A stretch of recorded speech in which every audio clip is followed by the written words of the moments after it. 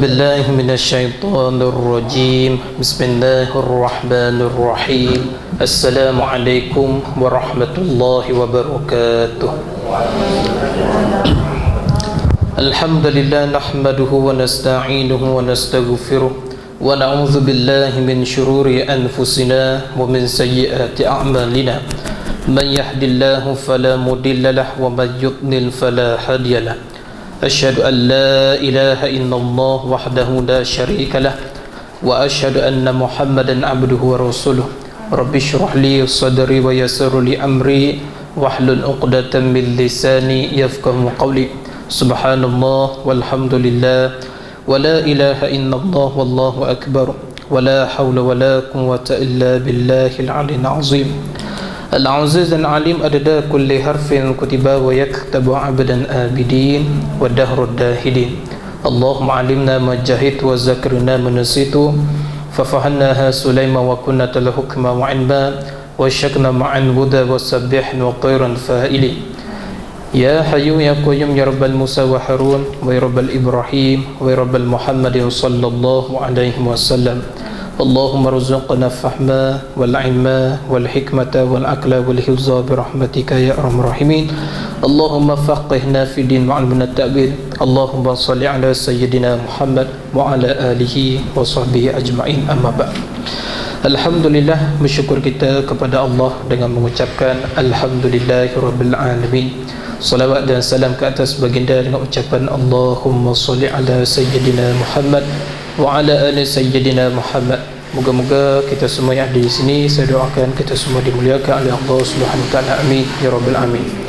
Jadi syukur pada Allah dapat lagi kita sambung di dalam pengajian tafsir kita di dalam surah An-Nisa. Maka hari ini kita sambung ayat yang ke berapa dah? 58. Betul Inna Allaha ya'murukum an tu'addul amanati ila ahliha. Situ. Tengok pada muka surat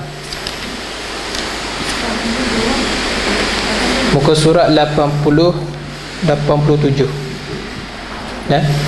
Muka surat 87 ayat yang ke-58. Cuba. Firman Allah Subhanahu wa taala, A'udzu billahi minasy syaithanir rajim.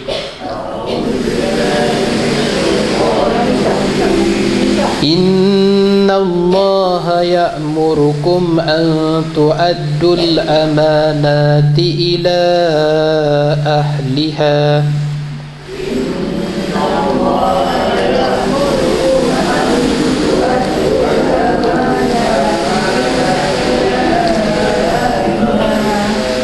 وَإِذَا حَكَمْتُمْ بَيْنَ النَّاسِ أَنْ تَحْكُمُوا بِالْعَدْلِ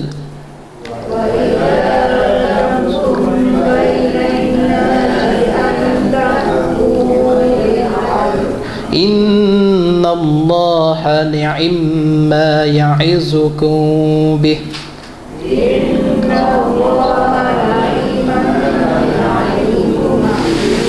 إِنَّ اللَّهَ كَانَ سَمِيعًا بَصِيرًا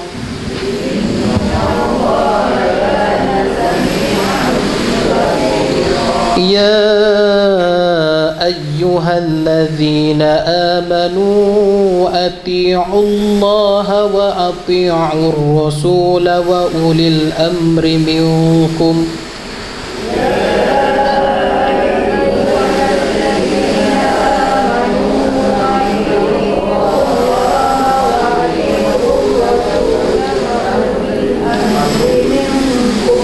فإن تنازعتم في شيء فردوه إلى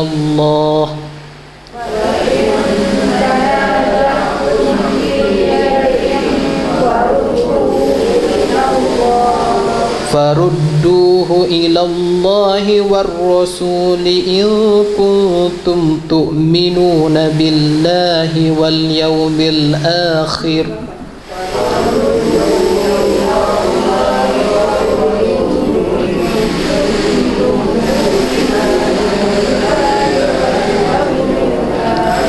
ذلك خير وأحسن تأويلا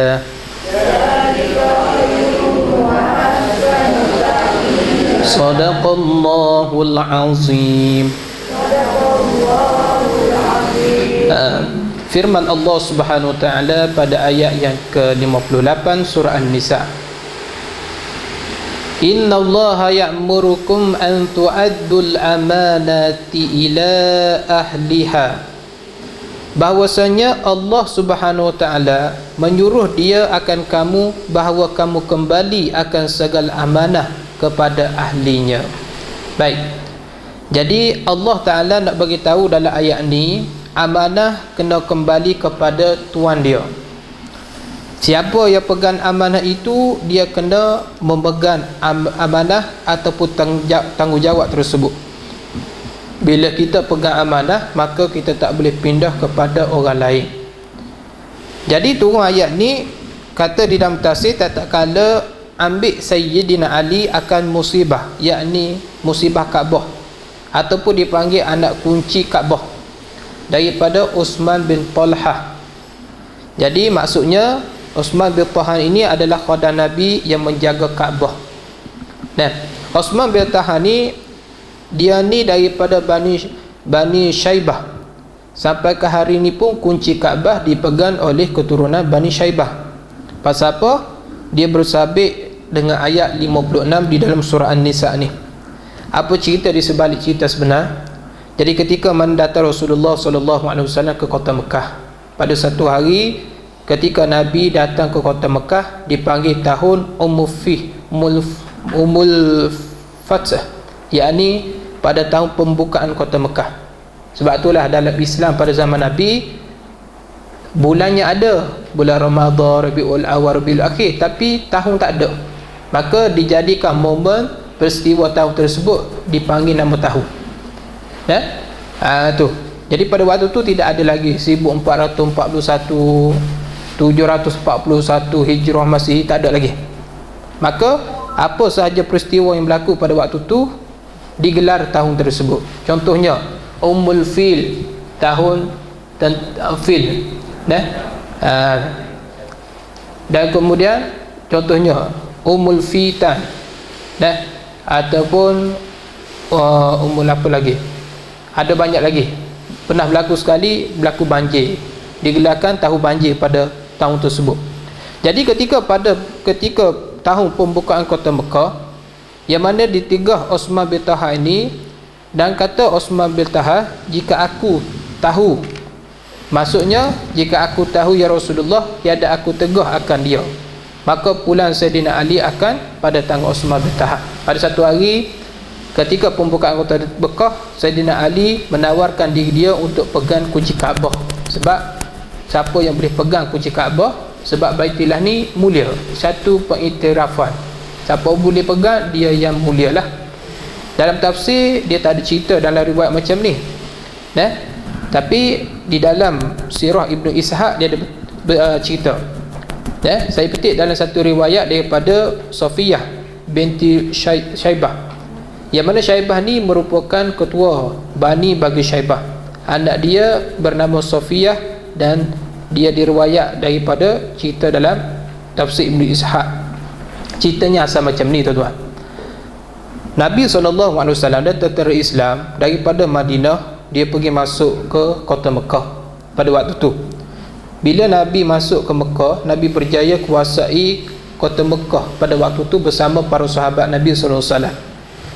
Nabi dapat memerintah di kota Mekah tanpa pertumpahan darah, tanpa cedera mana-mana pihak, dan segala orang kafir Quraisy berada di Mekah pada waktu tu di dalam keadaan selamat. Sebelum ni kita memusuhi, dan dia musuhi Nabi buat cara cukup dahsyat. Bila Nabi mari dengan tentera Islam, semua ni jadi surrender, serah diri kepada dan tunduk kepada baginda sallallahu alaihi wasallam. Sebab itulah Islam bila dia pergi satu tempat, Islam ni bukan dipanggil penjajah, tapi Islam ni dipanggil futuhat, membebaskan. Seperti mana berlaku di Mesir dahulu, seperti Amr bin As. Amr bin As datang ke Mesir, ialah futuhat, pembebasan, bukan eksploitasi. Maka banyak orang Yahudi dan orang kafir berterima kasih kepada Amr bin As kerana pada waktu itu berlaku konflik mazhab, bergaduh mazhab. Bila datang Amr bin As, maka reda, tidak bergaduh dan sebagainya. Maka penduduk Mesir terima kasih kepada Amr bin As. Jadi Islam datang ialah futuhat, pembukaan, bukan eksploitasi. Kalau eksploitasi itu makna negatif. Kita menindas orang, kita pijak orang, atau panggil eksploitasi. Seperti mana Jepun datang tanah Melayu, British datang tanah Melayu, iaitu dia panggil eksploitasi. Jadi maka ketika itu, ketika Nabi datang kota Mekah, semuanya surrender, tunduk kepada Nabi SAW. Maka ketika mana Mekah dibuka tanpa melakukan pertumpahan darah, bila keadaan sudah tenang, maka Nabi pun masuk dan terus Islam pun masuk dalam Mekah. Dan pada waktu itu ada kontrol lah. Bila keadaan sudah tenang, Nabi SAW keluar dengan mengendarai naik unta. Maka Nabi pun menuju ke Kaabah dengan menaik unta tersebut. Bila Nabi sampai saja, Nabi tawaf 7 keliling. 7 keliling pusingan, naik unta. Dalam keadaan naik unta sampai pada tahun 60-an, unta masih lagi boleh naik tawaf ketika keliling Kaabah. Sebab apa? Pada waktu tu berpasir. Itu zaman 60-an. Lagi-lagilah pada zaman Nabi bolehlah naik unta. Masa tu masih lagi kawasan Kaabah ni berpasir dan penuh lagi tompok-tompok tai unta. Itu kata Biromli. Banyak lagi masa tu. Ada lagi masa tu. Ini pula zaman Nabi SAW lagi lah. Jadi Nabi masuk ke kota Kaabah, kemudian Nabi tawaf 7 keliling, kemudian Nabi ambil tongkat, Nabi sentuh tongkat tu di dinding Kaabah. Kemudian Nabi pun panggil Osman bin Talhah. Tuan Bah, ceritanya disebut dalam tafsir Ibn Katsir macam tu. Kemudian Nabi panggil Osman bin Talhah. Di mana Pak Man? Contohlah. Di mana Osman bin Talhah? Panggil dia datang sini. Nabi asalnya dihijrah daripada Madinah ke kota Mekah. Kemudian bila buka kota Mekah, maka Nabi tahu siapakah yang memegang amanah pegang kunci Kaabah. Nabi tahu. Maka Nabi pun terus panggil nama seseorang. Di mana Osman bin Talhah? Nabi panggil. Minta kunci Kaabah. Nabi minta dengan dia, sebab dia itulah jaga Kaabah. Bila Nabi SAW ambil kunci, kemudian Nabi masuk ke dalam kota Kaabah. Dan kemudian bila Nabi masuk, dan kemudian Nabi ambil tongkat, Nabi tengok banyak berhala di dalam kota Kaabah. Nabi pun ambil tongkat, ambil katak, sehingga hancur berhala yang ada di dalam Kaabah tersebut. Nabi katak dengan kayu lah. Dan ada satu patung burung merpati yang dibuat daripada kayu juga. Jadi Nabi SAW, Nabi ambil semua tu, lepas tu Nabi katak habis lah. Kemudian Nabi pun keluar daripada Kaabah. Ini berlaku ketika mana sejarah pembukaan kota Mekah. Boleh baca sejarah tu lah. Kemudian Nabi pun berdiri di hadapan pintu Kaabah. Orang panggil di Jinang. Jinang lah orang panggil. Ke apa orang panggil? Di beranda lah orang panggil, ataupun di depan pintu Kaabah tu lah. Jadi semua orang duk bertunggu-tunggu Nabi SAW bila Nabi nak keluar ni. Di antara khutbah Nabi pada waktu itu, ketika mana Nabi duduk di pintu Kaabah, maka Nabi menyampaikan khutbah kepada orang ramai.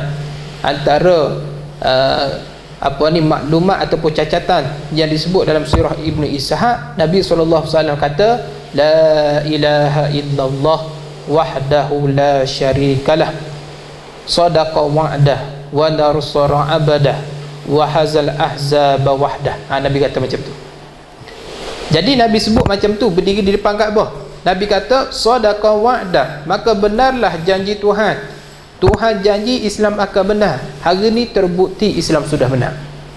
Wa nasara abadah, dan benar janji Tuhan nak bagi menang hamba-Nya hari ini, bagi menang pada kita. Wa hazal ahzaba wahdah, dan pada hari ini Allah memusnahkan tentera bersekutu. Nabi kata macam tu.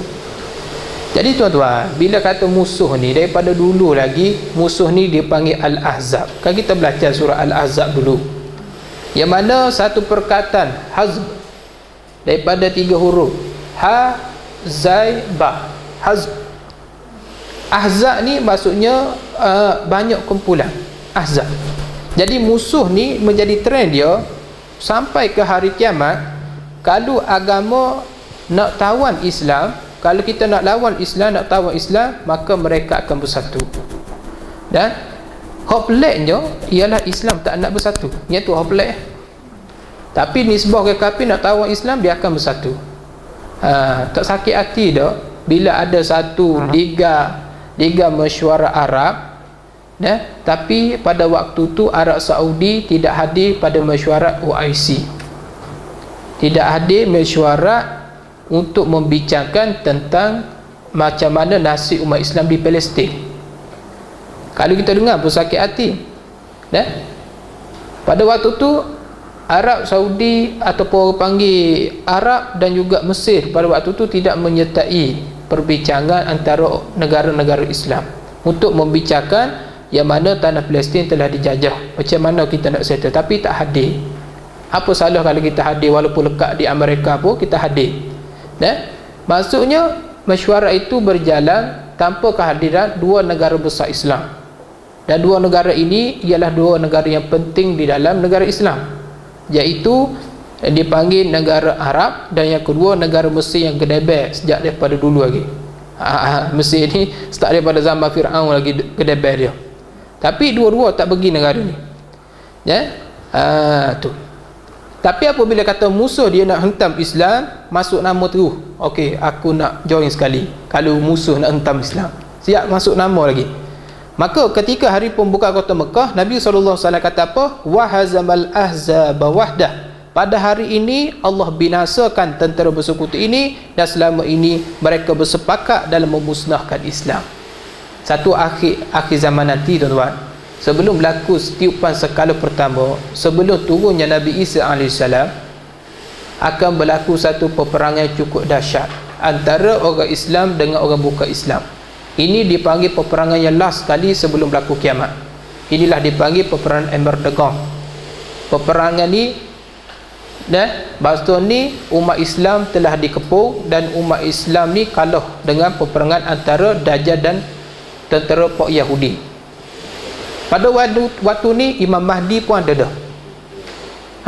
Dan ketika itulah orang Islam dikepung, sehingga orang Islam berkumpul di satu masjid Umayyah, iaitu berada di Damaskus, Syria pada hari ini. Dan ada satu menara putih dipanggil Menaratul Bayda. Menara inilah tempat Nabi Isa AS turun. Bila turun Nabi Isa, pada waktu ni umat Islam menang. Orang Yahudi semua yang dibunuh, sehingga kata ulama pada waktu ni orang Yahudi lari di bawah pokok, sehingga pokok kata, belakang aku ada Yahudi, datang bunuh dia. Pada waktu ni Dajjal lari, dan pada waktu ni juga Dajjal dibunuh oleh Nabi Isa AS.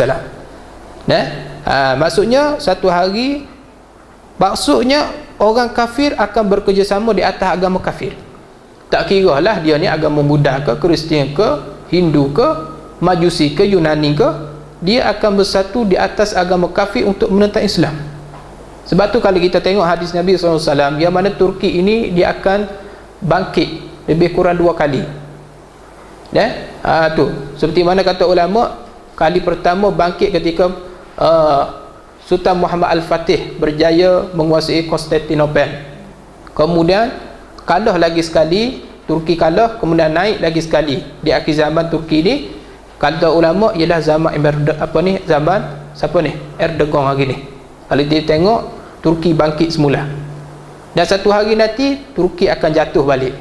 Dan bila jatuh, pada waktu ni orang Islam bersatu balik, dan inilah peperangan terakhir. Kata ulama macam itulah, kita nanti tengoklah betul ke tidak. Ni, maka kita sekarang ni sepatut kena bersiap-siap dah untuk lawan orang musyrikin. Kemudian Nabi SAW kata dekat umum, ana kullu ma'taraf au damin au malin yudda'a fahuwa tahta qadamayya adaini. Maksudnya Nabi kata, dengan ini aku mengisytiharkan segala tuntutan, sama ada yang melibatkan dam, yakni darah, ataupun yang melibatkan malin, yakni harta benda, ataupun apa sebagai tuntutan selepas daripada ni, mai dekat aku, kerana ada di bawah tapak kaki aku, kata Nabi. Terus Nabi kata macam tu. Nah, maksudnya Nabi terus pegang amanah. Ni cerita pasal amanah lagi ni. Jadi bukan sahaja Nabi pergi kuasai Mekah, tetapi bukan setakat tu saja.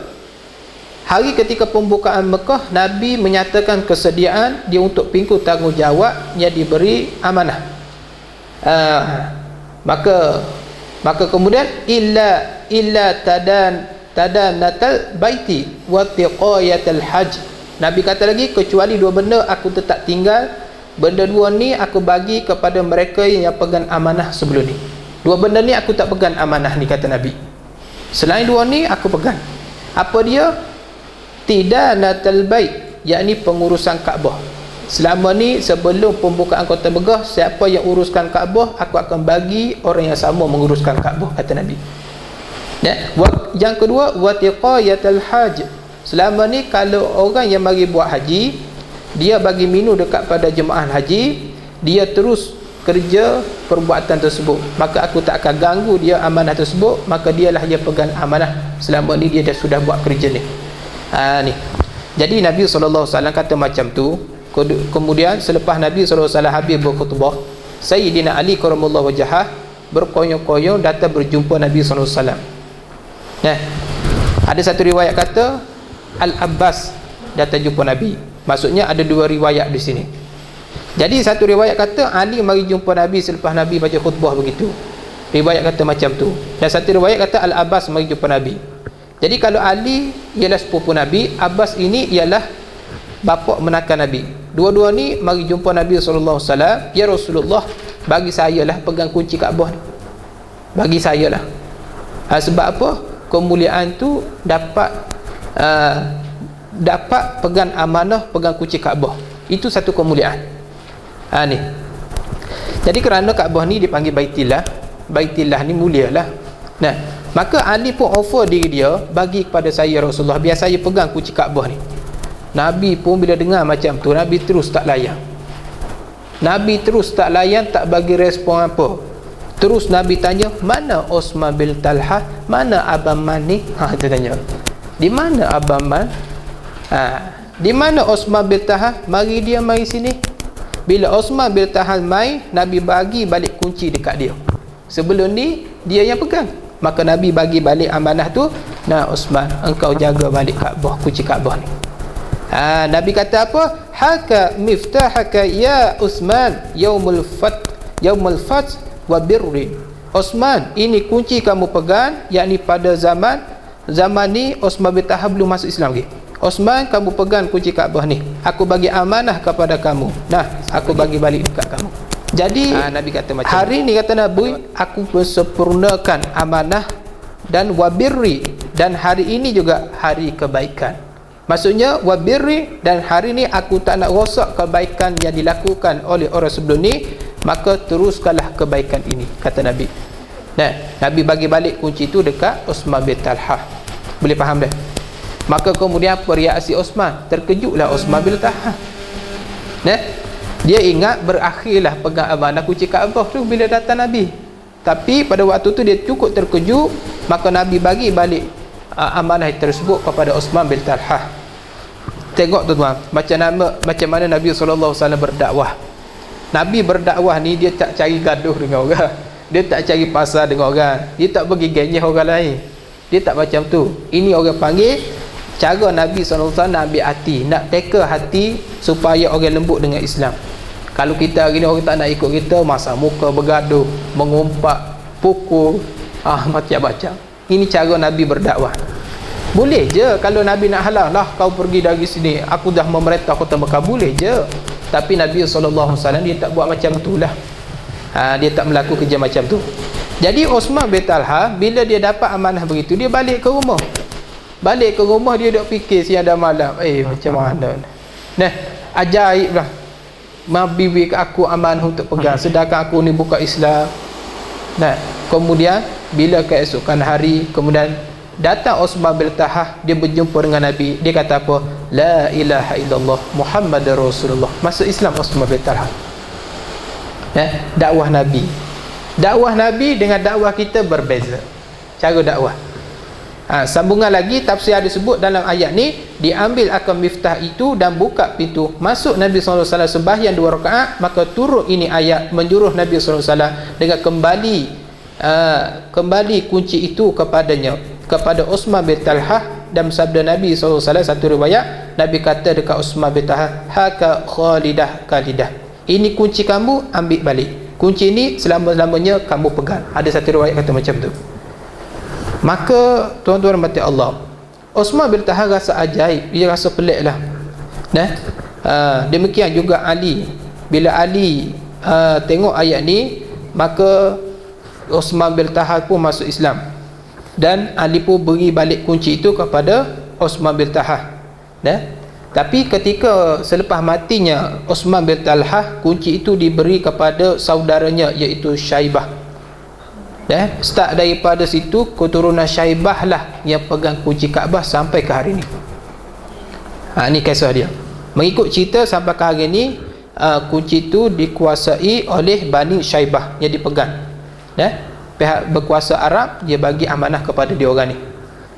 Yang kedua, pengurusan Masjidil Haram. Pengurusan Masjidil Haram, jadi kita beri minum kepada air Zam-Zam yang duk belegek-legek di Masjidil Haram tersebut, maka kemudian itu pun bagi amanah juga, yang dikawal, dikontrol dan dibantu oleh kerajaan Arab Saudi pada hari ni. Tu pasal apa tuan-tuan? Kerana mereka memegang amanah. Jadi ayat 58 ni surah An-Nisa, innallaha ya'murukum an tu'addul amanati ilal ahliha. Allah perintah kamu supaya amanah ini diberi kepada ahlinya. Kalau kita bukan pegang amanah, jangan duk pegang, bagi pada ahli yang memegang. Dan firman Allah Ta'ala, wa iza hakamtum bainan nasi an tahkumu bil adl. Bila kita pegang amanah, apa Allah Ta'ala kata? Apabila kamu hukum di antara manusia itu, menyuruh Allah bahawa kamu menghukum dengan adil. Ini khusus bagi pemerintah negeri. Siapa yang dilantik sebagai DO, siapa dilantik sebagai YB, siapa dilantik sebagai menteri, siapa dilantik sebagai presiden, ingat ayat ni. Allah Ta'ala kata, wa iza hakamtum bainan nasi an tahkumu bil adl. Maka bila kamu nak buat hukum atas manusia, menyuruh Allah bahawa kamu buat dengan cara adil. Ni maksudnya, siapa juga dia beri amanah untuk perintah negeri, hendaklah berlaku adil kepada semua orang, tak kira dia di Islam dan tak kira dia ni orang kafir. Bila jadi pemerintah, jadi bapa kepada rakyat, orang panggil ulul amri, dipanggil pemerintah, bapa kepada rakyat, maka mesti berlaku adil. Hak mana patut mereka dapat, bagi dekat mereka. Itu sepatutnya. Hak mana tak patut dapat, jangan bagi dekat mereka. Ni tak patut dapat, bagi, tapi hak dapat tak bagi pula. Ini tidak adil. Innallaha ni'ma ya'izukum bih. Allah Subhanahu wa taala sebaik-baik sesuatu mengajak ia akan kamu dengan menunaikan akan amanah dan tunai hukum dengan adil. Allah ajar kita, yang pertama, Allah ajar kita amanah mesti ditunaikan. Yang kedua, bila kita ada kuasa, kita nak jatuh hukum mesti dijatuh, mesti adil. Tak adil tak boleh.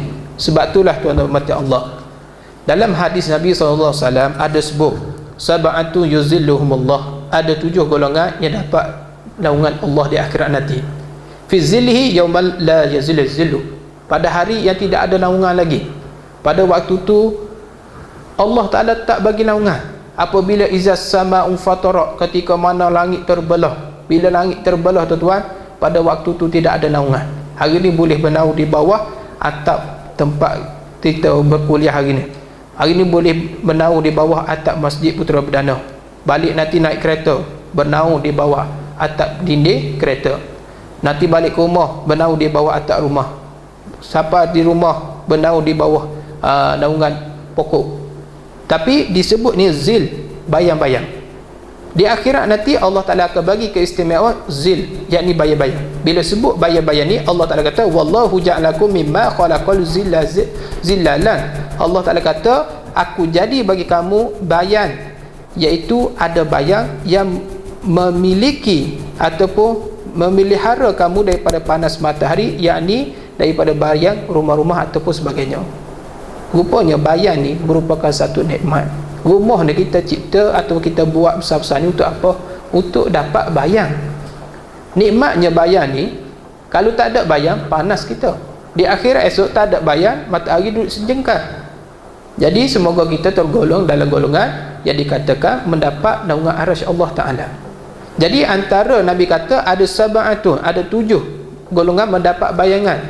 Salah satu yang pertama al-imamul adilun, iaitu imam, yakni pemimpin yang adil. Kenapa mula-mula Nabi tak kata ustaz, tak kata tok guru, tak kata tak kata isteri yang solehah, anak yang solehah?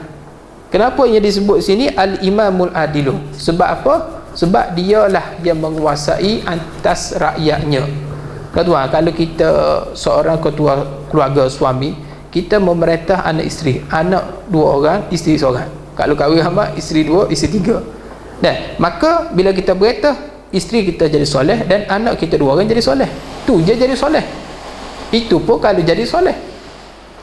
Ini nak menunjukkan lagi-lagi seorang pemimpin, apa maknanya? Kalau dia ada satu orang pemimpin yang adil, dia mendapat keadilan, semua orang akan dapat keadilan. Contoh, dia memimpin di Putera Berdana, maka seluruh penduduk Putera Berdana akan dapat adil. Kalau dia memimpin Selangor dengan adil, maka seluruh Selangor akan mendapat keadilan. Kalau dia memimpin satu negara mendapat keadilan. Seandainya ada khalifatul uzma, khalifah seluruh dunia, seperti mana Sultan Muhammad Al-Fatih, seperti Nabi Muhammad SAW, maka kalau satu dunia dia merintah dengan adil, satu dunia dia mendapat kebajikan. Jadi sebab itulah orang yang adil mendapat naungan arasy Allah Subhanahu Wa Taala. Ini rahmat Allah Subhanahu Wa Taala. Maka siapa yang dapat amanah begini, berlaku adil lah. Dan firman Allah Taala, innallaha kana sami'an basira, bahwasanya Allah Subhanahu Wa Taala adalah ia Tuhan yang amat mendengar barang yang dikata orang, lagi amat melihat barang yang diperbuatnya orang. Jaga baik-baik. Allah Taala kata, Tuhan bagi tahu Allah dengar kita. Bahkan Allah dengar bisikan hati kita pun Allah Taala boleh dengar. Sami'an. Dan Allah Ta'ala basirah, yakni boleh melihat. Boleh, bukan Allah Ta'ala boleh melihat dalam cerah sahaja, bahkan dalam gelap pun Allah Ta'ala boleh tengok. Demikianlah yang dikata Allah Subhanahu Wa Ta'ala sami'an basirah. Firman Allah, ya ayyuhalladzina amanu ati'u Allah wa ati'ur rasul wa ulil amri minkum. Wahai segala orang beriman, taat kamu kepada Allah, yakni dengan ikut Quran, dan taat kamu kepada Rasul, yakni dengan ikut sunnah, dan segala yang mempunyai pekerjaan, yakni taat kepada ulil amri, yakni pemerintah. Jadi ayat ni Allah Ta'ala suruh kita beriman, taat kepada Allah, taat kepada Rasul, dan taat kepada pemerintah, ulil amri. Kalau kita tengok ayat daripada segi susunan, banyak makna dia, banyak makna dalam ayat ni. Allah Ta'ala kata ati'ullah wa ati'ur rasul wa ulul amri. Tapi dalam ayat ni wa ulil amri tersebut ati'u ulil amri, tersebut ati'u. Tapi sebelum ni ati'ullah, taat pada Allah, wa ati'ur rasul, taat pada Rasul. Tapi ulul amri dia tersebut ati'u. Tu pasal apa? Huraian dalam tafsir cukup panjang lah. Kalau kita nak bahas satu-satu cukup panjang. Jadi taat kepada Allah, taat kepada Rasul, ini dipanggil taat secara mutlak. Siapa-siapa mesti kena taat. Tak ada request. Kita ni tak nak taat kepada Allah. Kalau Allah Ta'ala kata arak itu haram, maka haram. Tak boleh kita request minum sikit pun boleh lah. Tak boleh. Sebab Allah Ta'ala kata haram. Pasal apa? Pasal taat kepada Allah adalah taat secara mutlak. Sama juga Nabi. Bila Allah Ta'ala kata halal, tetap halal. Bila Allah Ta'ala kata haram, qat'i, putus kata haram. Tu. Jadi taat kepada Rasul ialah mutlak. Bila Nabi kata apapun yang diperintah mesti kita taati. Tetapi wa ulil amri dia tak sebut wa ati'u. Maksudnya apa? Pemerintah kita taat dekat dia selagi mana dia taat kepada Allah dan selagi mana dia taat kepada Rasul. Ini dia. Jadi Allah Subhanahu Wa Taala buat turun ayat ni, orang panggil everything world. Setiap apa perkataan yang disebut ni diambil kira. Maksudnya apa? Ketaatan pada Allah secara mutlak, ketaatan kepada Nabi secara mutlak, tetapi ketaatan kepada pemerintah ialah bersyarat. Nak taat pada pemerintah mesti bersyarat. Selagi mana pemerintah taat pada Allah, selagi mana pemerintah taat kepada Nabi, maka wajib kita kena taat kepada pemerintah. Itu cara dia. Tapi apabila hilang ketaatan pemerintah kepada Allah dan Nabi, maka kita tak boleh, kita tak wajib taat kepada pemerintah tersebut. Maka ayat ini turun kepada kita supaya kita semua ambil pengajaran dan ambil fahamlah. Nah, fa in tanaza'tum fi syai'in farudduhu ila Allah war rasul. Firman Allah, maka jika bantah kamu terkias sesuatu benda, maka kembali kamu akan dia, yakni kepada kitab Allah dan kepada Rasul sekiranya masih ada hayatnya, dan kepada hadis kemudian daripada wafatnya Nabi. Jadi Quran bagi tahu apa? Kalau ada satu clash pendapat, contohnya sama-sama Islam ada clash pendapat, yang ni pendapat dia duk pegang pendapat dia kata betul, yang ni duk pegang pendapat dia kata betul, dia ni kata lagu ni, dia ni kata lagu ni. Macam mana nak selesai masalah ni? Maka farudduhu ilallahi war rasul, kembali kepada Allah dan Rasul. Tengok balik Quran kata apa, tengok balik hadis kata apa, tengok balik yang mana Quran kata, maka yang itulah yang kita ikut. Itu cara dia. Manusia ni kalau kita biarkan berselisihan pandangan, bahaya. Jangan duk biar macam tu, tak habis lah, tak habis. Tiap-tiap ada je pendapat yang kedua, ada pendapat yang ketiga. Maka hak mana satu pendapat yang kita nak pakai, iaitu pendapat yang kembali kepada Al-Quran, kembali kepada Nabi SAW. Hak tu yang kita pakai kalau ada perselisihan. Tu ada satu riwayat yang diriwayat Abu Hurairah radhiyallahu anhu, yang mana Nabi SAW bersabda, hadis ni diriwayat daripada Ibnu Jarir dan disebut juga di dalam Muslim pun ada juga. Marfumnya Nabi sebut, selepas daripada wafat aku, Nabi kata, kamu akan diperintah oleh beberapa macam pemerintah. Maksudnya kamu akan diperintah oleh macam-macam jenis pemerintah lepas ni. Tengoklah, kalau pemerintah ni jenis baik, jenis soleh, maka dia memerintah secara baik dan secara soleh. Dan kalau tengok pemerintah ni jenis suka beragama, maka dia akan suruh rakyatnya ke arah agama. Pasal apa? Pasal pemerintah suka agama, suka majlis ilmu, maka rakyatnya dianjurkan diajar dengan majlis ilmu, maka dibawa atas jalan kebenaran. Tapi Nabi kata, kalau rakyat kata, kalulah pemerintah ni jenis seronok, suka berfoya-foya, maka dia akan ajar rakyatnya berseronok. Apa sahaja sempena, tahun baru ke, mesti buat event.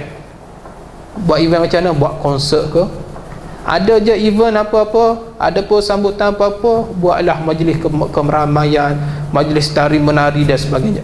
Jadi rakyat pun begitu juga. Dia buat nak ada seronok saja dalam hidup dia. Jenis seronok, maka rakyat jadi seronok. Tu. Sebab itulah kita guna pilih pemerintah yang baik. Sebab tu rakyat jadi baik. Tu contoh, kalau pemerintah yang baik, yang soleh, yang reti agama, maka dia akan bawa rakyatnya ke jalan kebaikan lah. Yang mana benda yang tak elok, maka dia akan tutup tu. Benda yang tak elok, dia akan sekat tu. Contoh, disko tak elok, dia sekat tu. Ini pemerintah yang baik.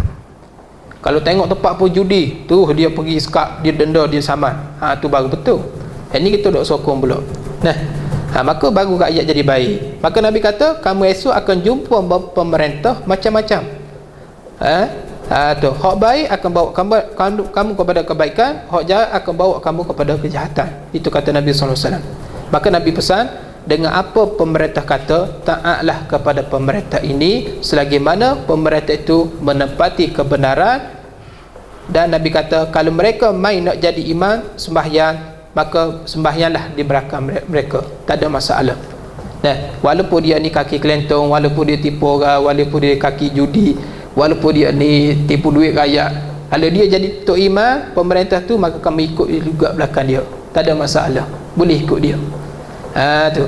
Tapi kalau mereka ni jahat, kamu tetap dapat pahala. Walaupun dia ni jahat, dia pernah bunuh orang, maka kamu solat di belakang dia, maka kamu tetap dapat pahala. Sembahyang di belakang orang yang jahat, pemerintah yang jahat. Tapi kejahatan tu dialah yang tanggung, kita tak tanggung kejahatan dia. Pahala kita sembahyang, solat berjemaah tetap akan dapat. Itu maksudnya. Jadi hadis ni dipegang oleh Ibnu Umar, iaitu Abdullah bin Umar Al-Khattab. Cuba kita playback balik, kita gustan balik, tengok balik sejarah Kaabah tadi. Kaabah ni tuan, berapa kali dia dibina dan berapa kali dia diruntuhkan. Yang mana dalam hadis Muslim ada menyebut satu hari menjelang akhir zaman Kaabah akan dimusnahkan. Oleh siapa? Oleh tangan-tangan puak Habsyi kulit hitam. Sebenarnya tuan-tuan, Kaabah ni mula-mula dia dibina oleh Nabi Ibrahim AS dan anaknya Nabi Ismail. Itu mula-mula first. Mula-mula dia letak batu asas ialah Nabi Ibrahim AS dan anaknya Ismail. Dan Kaabah pada zaman Nabi Ibrahim AS, dia bukan Kaabah seperti zaman sekarang petak 4 segi macam ni. Dia bukan macam ni, tapi dia bentuk bujur sikit. Dekat hijab Ismail tu, tu pun Kaabah juga pada waktu tu. Kaabah dahulu dia 4 segi bujur yang dibina oleh Nabi Ibrahim. Kaabah tu pada waktu tu Nabi Ibrahim bina ada 2 pintu. Dia ada 2 pintu. Satu pintu seperti mana yang duduk sekarang ni, kedudukan dia, tetapi pintu dia di bawah, bukan di atas. Dah? Hari ni pintu duduk di atas dah. Tapi salah satu pintu yang pertama ialah dia duduk di bawah, tapi tempat macam pintu Kaabah gini. Tapi duduk atas lantai lah. Macam rumah kita lah, macam ni lah. Ni asalnya pintu Kaabah. Nah. Tu. Dan satu pintu lagi ada di sebelah belakang, maka kalau kita lalu boleh tembus. Boleh pergi mari. Maksudnya ada 2 pintu pada waktu tu. Dibina oleh Nabi Ibrahim AS pada waktu tu. Selepas daripada tu, maka dimamah masa, maka jadi repuk, maka Kaabah perlahan-lahan jadi runtuh, maka runtuh habis Kaabah. Sehinggalah zaman Quraisy, yakni zaman kafir Quraisy, maka Quraisy dia bina balik Kaabah tersebut di atas tapaknya dibina oleh Nabi Ibrahim AS. Dia bina balik, tapi dia bina Kaabah tu, dia bina balik oleh kafir Quraisy seperti mana keadaan Kaabah seperti sekarang, cuma ada 1 pintu saja. Asalnya Nabi Ibrahim bina ada 2 pintu, tapi Quraisy bina 1 pintu saja hasil tangan orang kafir Quraisy. Kekal binaan tu sampai sehingga dibangkitkan Nabi Muhammad SAW. Setelah dibangkit Nabi datang ke Kaabah pun kekal seperti itu juga sampai ke hari ni, 1 pintu tu juga. Kemudian mari zaman Abdullah bin Zubair. Siapa dia ni? Anak menakan Siti Aisyah. Dia anak saudara kepada isteri Nabi SAW. Dia anak kepada Asmah bin Bakr. Aisyah ni dia kahwin dengan Nabi, dia tak ada anak. Kemudian Nabi pun ambil Abdullah bin Zubair ni jadi anak dia. Maksudnya anak menakan jadi anak dia lah, jadi anak akak. Zaman Abdullah bin Zubair jadi gubernur di kota Mekah pada waktu tu. Disebut di dalam hadis daripada Siti Aisyah, yang mana dia ni merupakan mak menakan kepada Abdullah bin Zubair. Kata Abdullah bin Zubair, haddatsani Aisyah radhiyallahu anha anna Rasulullah sallallahu alaihi wasallam qala laha laula an qaumati hati su'adin bijahiliyah lahadamtul Ka'bah wa ja'altu laha babaini qala falamma malakabnul rubai ahadama wa ja'alaha babaini. Hadis riwayat At-Tirmizi. Abdullah bin Zubair sewaktu jadi gubernur Mekah, dia jaga Kaabah. Dia pun baca hadis ni pada semua orang. Dia kata apa? Dia kata mak menakan aku, mak akak aku kata berdekat ini pada aku. Yang mana dia kata Nabi SAW pernah menyebut masa dia hidup dahulu, Nabi kata laula an qaumati hati su'adil bijahiliyah. Dan kemudian lahadamtul Ka'bah. Kalaulah tidak kerana kamu ni, tidak kerana kamu baru dengan Islam, pada zaman jahilah baru masuk Islam, kalau mereka ni tidak diambil kira baru Islam, maka Nabi kata lahadamtu Ka'bah, maka aku akan runtuh Ka'bah yang ada ni. Aku akan runtuh Ka'bah yang ada. Kemudian Nabi kata wa ja'altu laha babaini, aku buat balik 2 pintu seperti mana Ka'bah yang dibina oleh Nabi Ibrahim AS. Nabi kata macam tu. Kemudian Nabi pun nak buat macam seperti mana asal lah. Tapi pada zaman Nabi tak roboh. Sebab apa? Nabi menghormati, kerana orang kafir Quraisy ni kita tak boleh nak macam-macam sangat. Kalau Nabi roboh mungkin menjadi satu konflik, jadi isu, jadi bergaduh. Jadi Nabi tak mahu macam tu. Tu. Tapi mereka ni akan ingat macam-macam lah. Jadi Nabi tak buat macam tu. Tapi kata Al-Aswad bin Yasir, dia meriwayatkan hadis ni, dia kata falamma malaka bin Rubai hadama. apabila Abdullah bin Zubair jadi gubernur, dia meruntuh habis licin Kaabah tu. Dia runtuh habis licin, wa ja'alaha babaini. Kemudian dia bina balik seperti mana zaman Nabi Ibrahim AS ada 2 pintu. Pada zaman Abdullah bin Zubair. Zaman Nabi tak roboh. Tapi mari zaman Abdullah bin Zubair, dia meretah, kemudian dia roboh balik. Jadi semula. Berapa kali dah kena roboh ni Kaabah ni? 2 kali. Nampak berapa kali Kaabah tu? Selepas daripada itu, panglima perang nama dia Hajjaj bin Yusuf Al-As-Saqawi. Hajjaj bin Yusuf As-Saqawi ni, dia merupakan panglima perang. Dia cukup jahat. Dia pergi attack Abdullah bin Zubair. Dia pergi attack, dia pergi serang. Yang ketika itu Abdullah bin Zubair menjadi gubernur Mekah. Jadi Hajjaj ni, dia tak kira siapa dah. Dia ni pasukan tentera yang cukup kuat. Maka dia pun melangkah masuk ke kota Mekah. Maka dia buat apa? Dia bunuh Abdullah bin Zubair. Dia sembelih kok demo ni.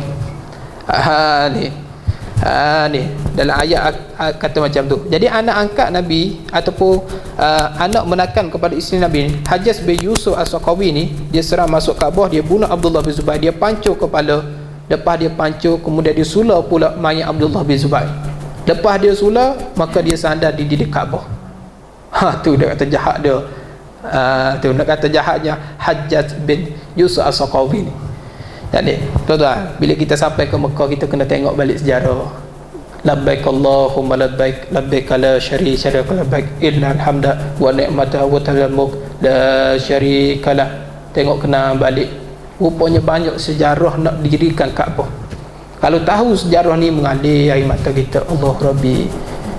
Baitullah yang kita duduk depan mata ni. Bila kata Baitullah, berapa banyak sejarah yang berlaku. Ni daripada sejarah awal Nabi keluar, Nabi sembahyang, tengok sejarah. Nabi sembahyang di Kaabah tersebut, di tempat tu. Nabi ketika sujud, mara orang kafir Quraisy dia pergi lontar tahi unta yang busung atas belakang Nabi. Sahabat duk tengok tu, menangis sahabat, tak mampu nak melawan sebab takut. Kemudian datang anak Nabi bernama Fatimah. Dia pun datang, dia pun buang tu tahi unta yang busung atas belakang Nabi. Tu kemudian Fatimah marah kepada orang Quraisy, buat perkara ni macam Nabi kepada Nabi SAW. Pada waktu tu Nabi duduk tunduk saja. Maka tiba-tiba mari satu orang kafir Quraisy, dia mari nak pijak kepala Nabi.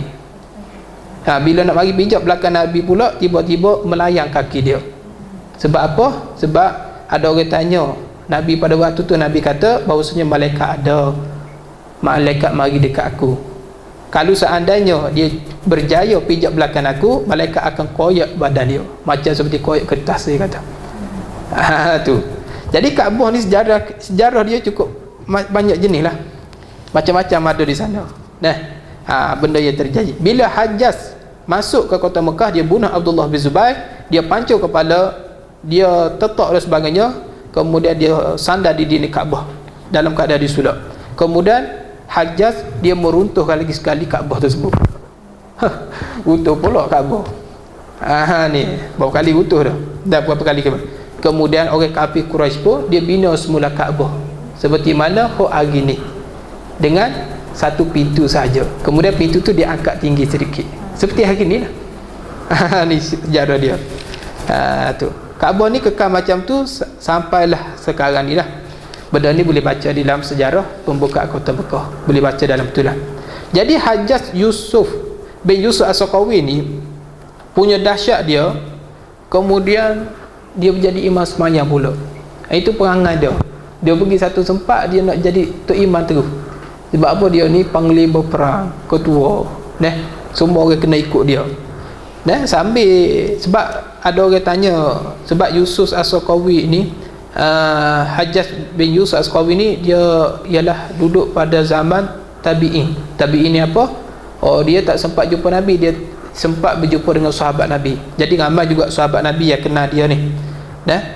Jadi Hajjaj apabila jadi tok imam, kemudian ada salah seorang anak kepada sahabat Nabi, iaitu Abdullah bin Umar bin Al-Khattab, anak Sayyidina Umar. Dia solat belakang Hajjaj Yusuf As-Saqawi. Kemudian selepas habis solat, ada orang tanyalah kepada Abdullah bin Umar bin Al-Khattab ni, Ya bin Umar, wahai anak Umar, kamu kenal tak siapa tu imam ni? Kamu kenal tak siapa kami ikut ni? Kemudian kata Abu Yusuf, ya saya kenal. Siapa itu? Itu Hajjaj bin Yusuf As-Saqawi. Dia kenal. Kemudian sahabat tanya, kamu ni sanggup ke nak ikut tergamuk ke semayang belakang dia ni? Dia ni yang bunuh Abdullah bin Zubair dan sebagainya, dia orang jahat. Kamu sanggup ke ni? Maka jawab Abdullah bin Umar, dia kata apa? Nabi SAW pernah menyebut, wasallu wa ara'ahum fa in ahsanu falahum walahum. Sembahyang di belakang mereka, kalau mereka baik mereka dapat pahala, kalaulah kita ikut dia pun dapat pahala. Apa maksudnya? Dia pun kata wa in asa'u falakum wala wa alaihim. Tetapi kalau mereka ni jahat, kita tetap dapat pahala, tetapi dialah yang tangguh kejahatan tersebut. Maksudnya kita ni kali dapat juga pahala solat. Yang dia buat jahat, dialah yang tangguh. Itu kata Abdullah bin Umar Al-Khattab. Dia kata macam tu. Ni maksudnya dia kata tak ada masalah, sah je kalau kita nak ikut dia. Kalau kita tengok situasi hari ni, lagi-lagi parti politik, dia ni politik ni, aku tak nak ikut dia. Jangan siapa macam tu.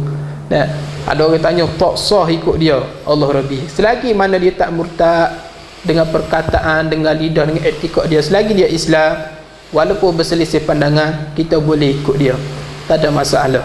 Tapi kalau jelas dia ni dah murtad, maka tak boleh lah. Jadi Hajjaj bin Yusuf As-Saqawi ni dia cukup jahat. Dan Abdullah bin Umar Al-Khattab ni dia semayang di belakang dia. Sebagai ulama ada menjelaskan di dalam hadis, kenapa Abdullah bin Umar Al-Khattab dia solat? Kerana dia tidak mahu orang Islam berpecah. Tu je matlamat dia, tak mahu orang Islam berpecah. Nah, tu.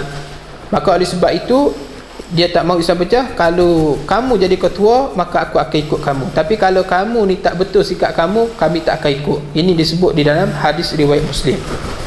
Tapi nak jelas tentang Hajjaj lagi. Nak kata jahatnya Hajjaj ni pada zaman Imam Malik lah.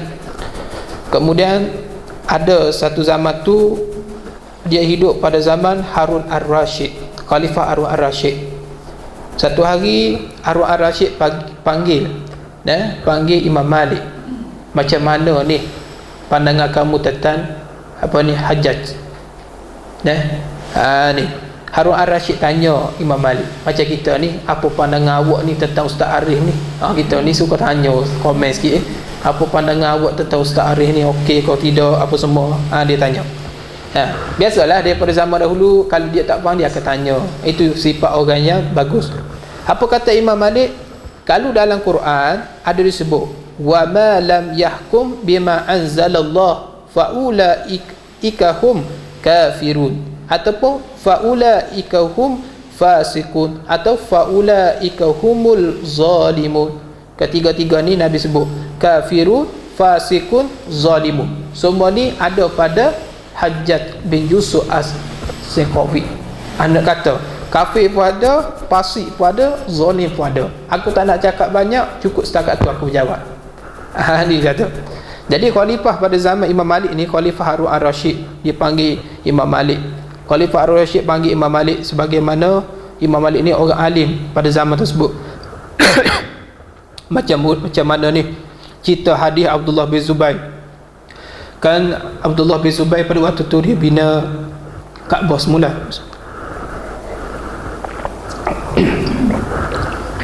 Harun Ar-Rasyid tanya, dalam hadis ada menyebut Abdullah bin Zubair dia bina Kaabah untuk menunaikan hajat Nabi SAW, seperti mana bina pada zaman Nabi Ibrahim. Kemudian apa pandangan kamu wahai Imam Malik?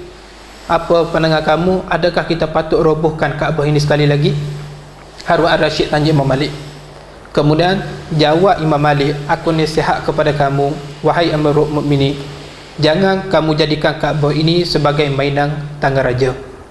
Jangan kamu jadikan Kaabah ini sebagai mainan tangan raja ataupun tangan orang berkuasa.